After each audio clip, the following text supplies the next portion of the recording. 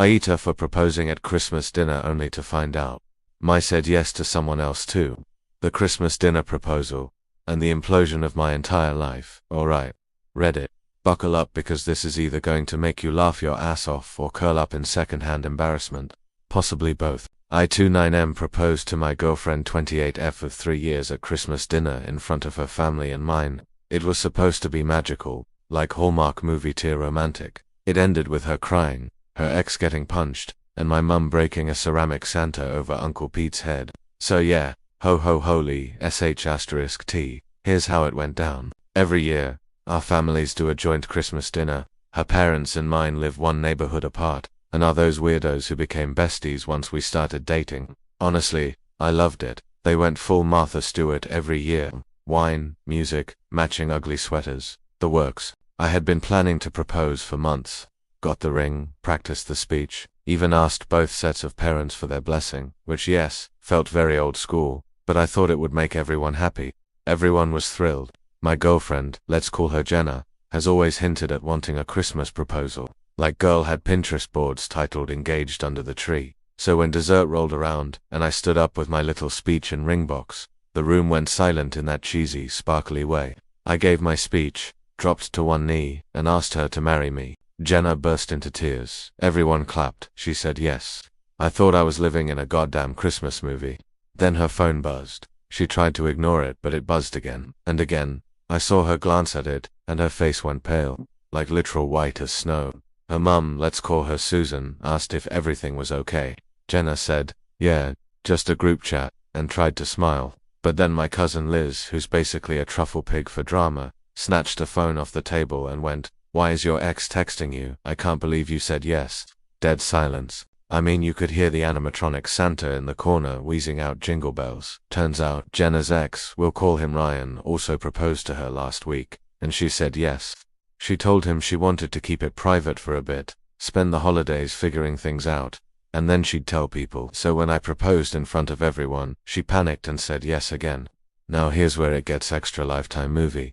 Ryan shows up. Apparently he saw the pics on Facebook because of course my mum already uploaded a dozen blurry shots of the magical moment. He drove over, marched into the house. I guess her parents never changed the garage code, and demanded to know what the hell was going on. Jenna starts sobbing. Her dad tells Ryan to get out. Ryan says, ask her who she really loves, and Jenna says nothing, which was an answer in itself. That's when my brother stood up and punched Ryan in the face. My mum screamed. Uncle Pete lunged to break it up and slipped on a decorative snowflake rug. Susan tried to catch him and somehow flung a full glass of red wine across the room, which splattered directly onto my dad's world's best father-in-law sweater. Then my mum picked up a ceramic Santa decorative, heavy as hell, and smashed it over Pete's back, thinking he was attacking my brother. Chaos. Cops got called. Not by us, by a neighbor who heard screaming and assumed it was a home invasion. By the end of the night, the engagement was off. My family and hers are in a cold war, and Jenna keeps texting me saying she needs time to explain. So Reddit. AITA for proposing in public and putting her on the spot. Or is she the arsehole for saying yes to TWO proposals in 1 week and letting me find out from a goddamn Facebook notification and her ex barging in like a soap opera villain? Because right now I feel like the dumbass who ruined Christmas, ruined 2 families, and somehow got friend-zoned by my own. Happy holidays, I guess. And yes, I will update, because this mess is far from over. Jenna wants to talk, and I might be losing my mind. Okay, I promised an update, and trust me, I wish I didn't have to write one. But apparently, life is determined to keep one-upping itself with humiliation. So, the morning after the proper salpocalypse, I woke up at my parents' place, alone, ringless, emotionally hungover. I was halfway through a bowl of sad cereal Cheerios, dry, no milk, because I hate myself apparently, when Jenna texted, can we talk? My first reaction was, hell no. My second reaction was, actually yeah, I kind of need to hear how this woman managed to double book like it was a damn open-table reservation. So I agreed to meet her at a neutral location. We picked a coffee shop downtown, mostly because it's public, and I figured she wouldn't throw anything. Spoiler, I was wrong. She showed up looking like she hadn't slept either. Red eyes, puffy face, wearing my hoodie, which was either a manipulative move or a very poor decision considering she's engaged to 2 men. Before I could even order, she launched into the monologue. According to Jenna, she and Ryan reconnected a few months ago. just as friends. He was going through a divorce, yes. The irony isn't lost on me, and they started texting again. She said she wasn't sure about our relationship and thought she owed it to herself to explore her feelings. He proposed privately last week and she said yes because it felt safe, familiar. But then I proposed and she said yes because it felt right, new. You see the problem here, right? She said yes to both because she didn't want to make a decision. I told her that's not how engagements work. You don't test drive like rental cars. Then she hit me with the real kicker. I was hoping you wouldn't find out about the other one. Not yet. I honestly choked on my latte. Not in the metaphorical way. In the barista almost had to Heimlich me kind of way. She went on to say she was going to figure it out after the holidays, and make the right decision. That apparently involved spending Christmas with me while secretly engaged to her ex. I asked her point blank, if I hadn't proposed, would you have told me at all? And she said, I kid you not, maybe if it felt like the right time. Guys, Reddit, anyone. I'm losing my grip here. I told her we were done, no talking it out, no working through it, no choosing me. I deserve to be someone's only choice, not their backup plan. She cried, said she never meant to hurt me, and I just walked out. Now here's where it gets even better. That night, Ryan DM'd me on Instagram. Like we're college roommates fighting over who left dishes in the sink. He wrote, hey man, sorry about last night. I didn't know she hadn't told you. If it helps, I'm done with her too. What she did to you was F********* ed up. I didn't reply, because what do you even say to that? Thanks for the heads up, fellow betrayed sucker.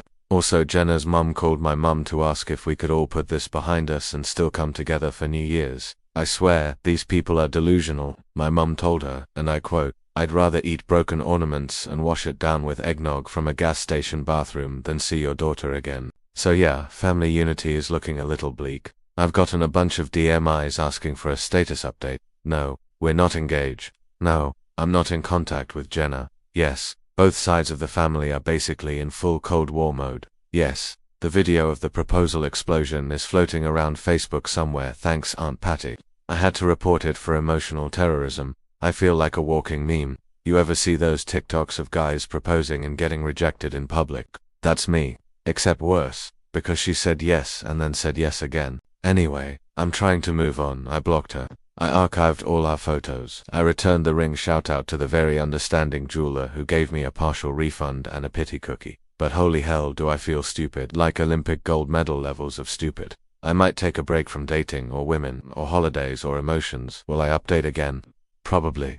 My family's planning some kind of drama summit for Valentine's Day, because clearly we haven't suffered enough. TL Doctor. Jenna admitted she said yes to both proposals and hoped I just wouldn't find out. I ended it. She cried. Her ex reached out. Her mum wants to throw a peace brunch. My mum wants to throw hands. AITA for still feeling like the asshole even though I didn't technically do anything wrong. Because somehow I'm still the guy who ruined Christmas. Yes, I'll update if something explodes. Again, I got invited to a peace brunch and accidentally showed up with a date. Okay, Reddit, strap in. If you thought Christmas was messy, wait until you hear how I accidentally turned a so-called peace brunch into a family-wide Game of Thrones episode. So remember how Jenna's mum called my mum to propose some kind of truce event for New Year's Day? I thought it was a joke. Like surely no one thinks we can just brunch away betrayal. But no, these people were dead serious. Apparently, Susan, Jenna's mum, had this vision of a healing breakfast, where we could all come together and remember what really matters. Family. Which is hilarious considering her daughter tried to marry Kate and Ashley her way through a double engagement. Anyway, I told my mum I wasn't going. She agreed. My dad said he would only go if mimosas were served early and strong. We all moved on. Then came New Year's Eve. I went to a party hosted by my friend Gabe. I was not in the mood, but my friends dragged me out to get me out of my grief hoodie phase. Same hoodie Jenna wore during our coffee shop disaster. May it rot in a dumpster. At the party, I met someone. Her name's Elise. She's cool, funny, hot in that casually intimidating way, and fully up to date on my soap opera love life because she follows me on Instagram and saw the now deleted engagement post and the post-proposal meltdown screenshots that somehow leaked to TikTok. We talked all night. She made me laugh for the first time in days. At 1 a.m., she said, let me know when you're ready to leave the sad boy cinematic universe, reader. I was ready. So we made plans to grab brunch, harmless, right? To normal humans, consuming overpriced avocado toast like emotionally healthy adults. Guess where we went? Yep, that brunch. I didn't know. I swear. Gabe sent me the name of a brunch spot. It just happened to be the exact same restaurant Susan booked out for her reconciliation circle. We walked in and I saw the decor first. Gold balloons, white tablecloths, one of those chalkboard signs that said family is forever. I felt a cold wave of dread roll over me like I just walked into my own funeral. Then I saw them, Jenna, her parents, my parents, my brother, my cousin Liz, even Uncle Pete, no longer concussed, but wearing a neck brace like a dramatic soap extra. I made eye contact with my mum, who looked like she wanted to leap across the room and strangle me with a napkin. And then Jenna saw Elise. Let's just say the vibe shifted from brunch to blood feud real fast. Susan got up and said, "Oh, I see you've brought a guest." I explained the coincidence. I begged the waiter to seat us on the opposite side of the restaurant. He looked terrified but complied. Elise, to her credit, handled it like a champ. She actually said, "Wow, I love immersive dinner theater." But then Jenna stormed over. She asked if Elise and I were dating. I said, "Not that it's your business, but we just met." Jenna said something like, "Nice to know I was that easy to replace." Elise smiled sweetly and said, "Don't flatter yourself, babe. You were replaced before I showed up." I nearly spit my mimosa. Jenna stormed off. Susan gave us a death glare. Uncle Pete started clapping. Apparently he misread the whole thing as us getting back together. I was going to leave, but Elise squeezed my hand and said, "Let them see you happy." So we stayed. Ate, laughed, took a selfie. Yes, it's on Instagram. And yes, Jenna liked it and then unliked it an hour later. Afterward, my mum told me she was low-key proud. She said I pulled a power move. My dad said he was just happy we didn't get banned from another restaurant. Now Jenna's texting again, not to get back together hopefully, but to accuse me of weaponizing brunch, which is hilarious, because she's the one who turned a holiday proposal into an episode of Maury. Ryan messaged again, to just a thumbs up emoji. What the hell is that supposed to mean? Anyway, Elise and I are still texting. She told me she wants to hang out again as long as there are no more surprise exes or ceramic Santa attacks. I make no promises. So to everyone who said I needed to level up, glow up, and brunch up, thank you. TL Doctor took a girl to brunch, accidentally crashed a family truce meal, turned the whole thing into emotional kaboom 2.0. Jenna's pissed. Elise is a goddess of petty vengeance, and I might finally be healing. With pancakes, AITA for not checking the brunch location and causing another explosion because honestly, I kind of feel amazing. Yes, there will be an update. I have a bad feeling about Valentine's Day already. Valentine's Day massacre, not literally, but emotionally. Hey Reddit, remember when I said I had a bad feeling about Valentine's Day? I was right. This one's fresh. Like less than 24 hours old, and still emotionally bleeding. So Elise and I have been seeing each other casually. Nothing super serious, but definitely more than brunch buddies. We went to a couple dinners, saw a concert, binge-watched half of The Bear together while she made fun of my snack choices, goldfish and gin. Seriously. It was fun, easy, refreshing after the Jenna debacle. Valentine's Day was coming up, and I didn't plan anything huge, just dinner reservations and some decent flowers.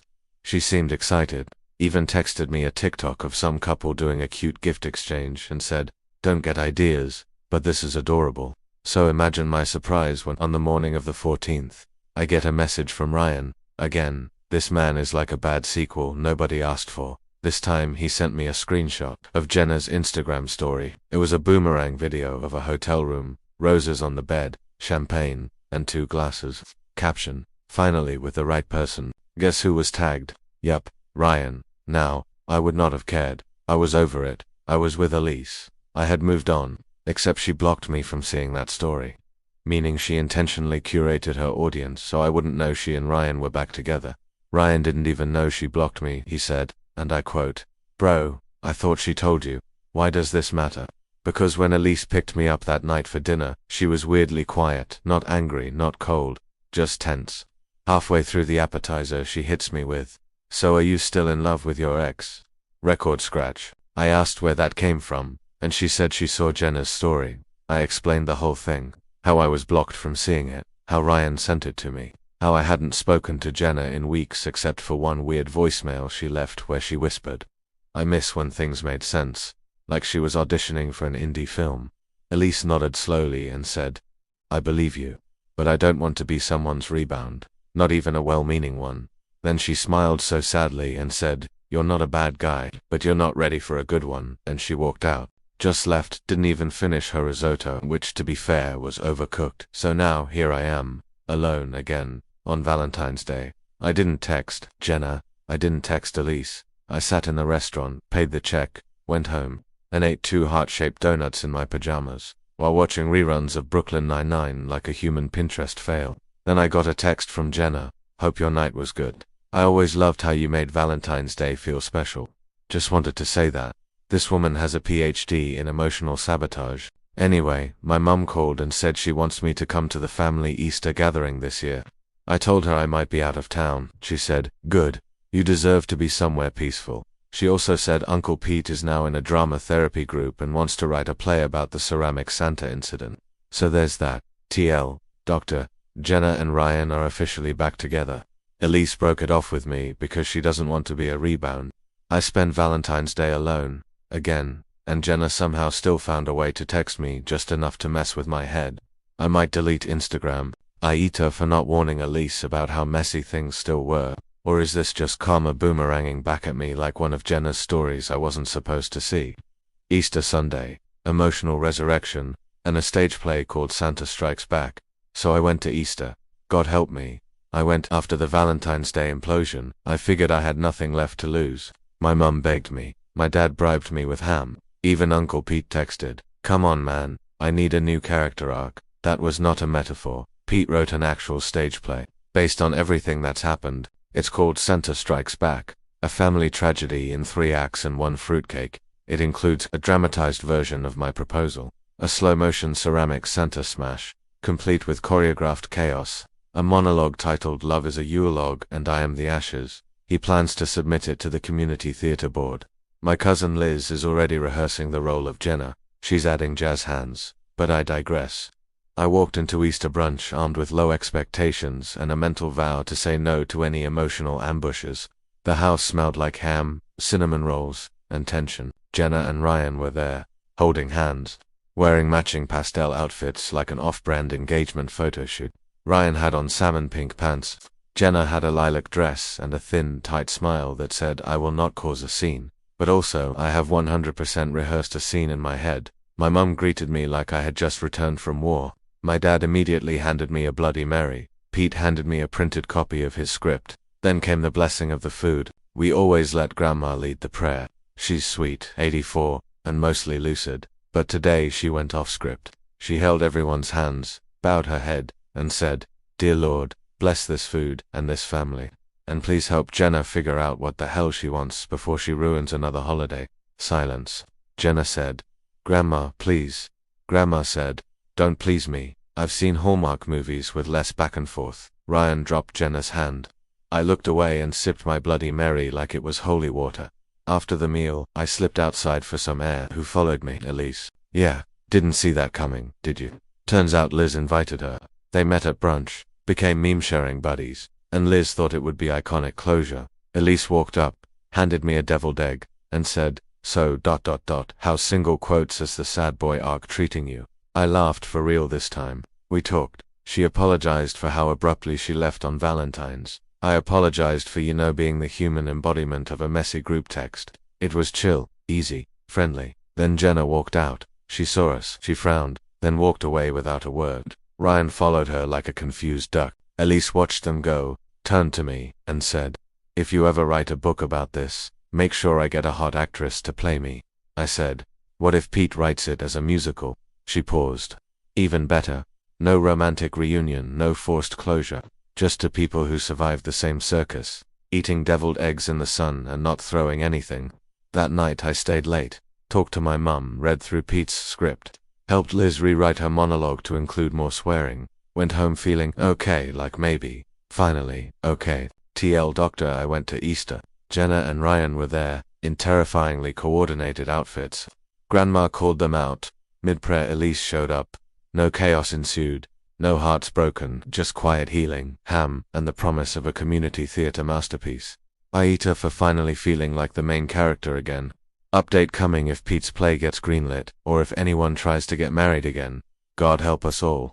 The play premiered and guess who showed up with a baby bump? Hey Reddit. I wasn't gonna post again, I really wasn't. I thought this saga had ended, but maybe I'd finally faded into peaceful obscurity. with only minor emotional scars and a new respect for solo brunches. But then the play happened. Yes, Santa Strikes Back, a family tragedy in 3 acts, and one fruitcake made it to the stage. Pete somehow convinced the community theater board to greenlight it. He said it was modern Shakespeare meets festive trauma. They said, it fills the spring calendar. Opening night was last Friday. My family showed up in full force. My mum brought snacks, even though it wasn't a movie. My dad wore a t-shirt that said Team Ceramic Santa. Even Jenna came, with Ryan and her parents. And I swear to God I'm not making this up, a visible baby bump. It wasn't a did she gain weight thing. It was an unmistakable she-wore-a-bodycon-dress-on-purpose kind of thing. Jenna looked radiant, smug, like someone who just dropped a plot twist in the 3rd act of her personal rom-com. No one knew. Not even Liz, who has been deep in spy mode since February. They sat 2 rows behind me. I turned around, saw her belly, and literally whispered, "No, F*******Ingwe." Pete saw them too. He nodded solemnly, like a director whose life had just become a documentary. Then the play started. It was incredible. Liz absolutely murdered the role of Jenna. She delivered lines like, "I said yes to him and yes to you because I didn't know how to say yes to myself." Uncle Pete played my dad, with a fake mustache. At one point he monologued to a ceramic Santa prop like it was Hamlet's skull. The audience laughed, cried, and gasped. At intermission, I overheard someone say, "This makes the crown look like Bluey." Then came Act 3, the proposal scene. It was surreal watching a fictionalized version of myself get down on one knee. Liz as Jenna cried. Ryan burst in. Chaos erupted on stage. Right then, real-life Jenna got up and left. She didn't say anything. Ryan followed her. They never came back. After the show, people swarmed the cast. My mum cried and hugged Pete like he just won a Pulitzer. My dad asked where the after-party was. Liz took 83 selfies, and then I got a text from Jenna. "The play was a lot. I didn't expect to feel so much. I wanted you to know. It's Ryan's baby. We're engaged again, but I hope someday we can talk." For real, I didn't reply. Instead, I turned off my phone, got a drink with Liz and Elise, who came in a red dress and brought cookies for the cast, and toasted to the fact that I am no longer living the drama. I'm watching it, applauding it, maybe even healing from it. Pete says he wants to take the show to regionals. Liz wants to write a sequel. I told them both I'm out. For real this time. But Reddit, thanks for riding this roller coaster with me. TLDR. The play happened. Jenna showed up pregnant. Left during Act 3, texted me afterward. I'm not answering. Pete might win an award, and I finally feel like the chapter is closed. Final verdict, I wasn't the asshole. I was just the guy with the front row seat to the best worst romantic comedy never filmed. And honestly, I'd watch it again, but next time, from a safe distance. With popcorn, unless Netflix wants the rights, then call me. If you like these stories and videos, make sure to like, comment and share so we can make some money from ad revenue and continue getting better and better with our publications. We strive to donate a portion of everything we make to charities that make a difference. Let us know if there is someone or thing you want to support. Thank you for staying until the end and enjoying the story.